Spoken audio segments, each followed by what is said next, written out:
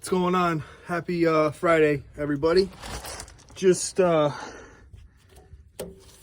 up the old stack back up into the truck. I've had it. I bought the truck originally with the cat stack. Took it off, had a dual exhaust with a muffler, and I've been looking at it for quite some time, and I'm like, yeah, I want to put it back on. So just got the flex pipe, some new clamps. We got it all hooked up. Now we're gonna do first start. Let's do it.